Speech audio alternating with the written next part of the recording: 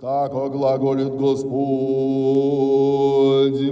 Потерпите воду с весельем от источник спасения, и рече жив день он. Исповедайтесь о Господе и призовите имя Его, возвестите во языцах славу Его.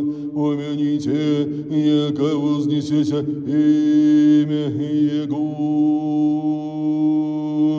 Пойте имя Господне, яко высокое сотвори, возвестите сия по всей земли, радуйтесь и веселитесь, живущий сию. Ой, Иордане, крещающийся тебе, Господи, край чистое явися поклонение, груди, теле Бога свидетель слушай тебе, возлюбленный на тебя сына именуя, и дух, види голубение, известно ваше словеся утверждение, явление, Христе Боже, имя просвящей слава Тебе.